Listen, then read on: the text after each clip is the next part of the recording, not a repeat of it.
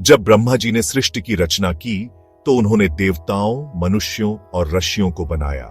ऋषियों को उन्होंने पृथ्वी पर धर्म का पालन करने और लोगों का मार्गदर्शन करने के लिए भेजा।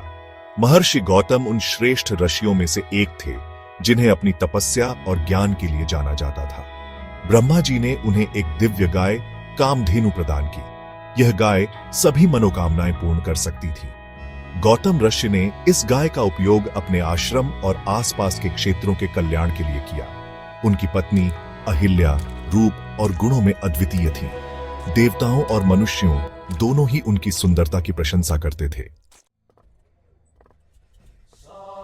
अहिल्या सिर्फ सुंदर ही नहीं थी, बल्कि पतिव्रता और धार्मिक भी थी। वह हमेशा अपने पति की सेवा में तत्पर रहती और आश्रम के कार्यों में उनकी सहायता करती। उनकी सादगी और उदारता सभी को मोह लेती थी। अहिल्या और गौतम ऋषि का जीवन शांति और प्रेम से भरा था। उनका आश्रम ज्ञान और भक्ति का केंद्र था। इंद्रदेव, देवराज, अपनी शक्ति और ऐश्वर्य के लिए प्रसिद्ध थे, परंतु उनके मन में कभी कभी अभिमान और मोह भी घर कर लेता था। एक दिन इंद्रदेव ने अहिल्या की सुंदरता की चर्चा सुनी। उनका मन अहिल्या को पाने की लालसा से भर गया। उन्होंने अपने मित्र चंद्रमा से सहायता मांगी। चंद्रमा भी अपनी सुंदरता के लिए जाने जाते थे और उनके मन में भी अहिल्या के प्रति कुत्सित विचार आ गए।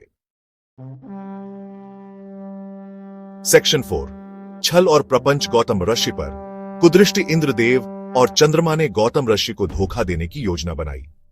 एक रात जब गौतम ऋषि अपनी नियमित पूजा के लिए उठे तो इंद्रदेव ने मुर्गे की आवाज में बांग दी।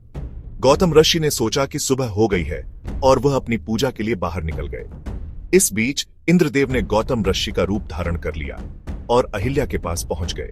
अहिल्या छल से अनजान इंद्रदेव को अपना पति समझ बैठी। सेक्शन 5, श्राप का दंश। अहिल्या का पाप और प्रायश्चित। जब गौतम ऋषि को इंद्रदेव के छल का पता चला तो उन्हें बहुत क्रोध आया। उन्होंने इंद्रदेव को स्त्री रूप में बदल जाने का श्राप दे दिया। अहिल्या को उन्होंने पत्थर की मूर्ति बन जाने का श्राप दिया। उन्होंने कहा कि जब तक भगवान विष्णु के अवतार श्री राम उन्हें स्पर्श नहीं करेंगे तब तक वह इसी रूप में रहेंगी। सेक्शन 6, त्रेतायुग का प्रारंभ। श्री राम का आगमन। समय बीतता गया और त्रेतायुग का आरंभ हुआ। भगवान विष्णु ने श्री राम के रूप में अवतार लिया। एक दिन श्री राम अपने गुरु विश्वामित्र और भाई लक्ष्मण के साथ गौतम ऋषि के आश्रम के पास से गुजर रहे थे। विश्वामित्र ने श्री राम को अहिल्या की कहानी बताई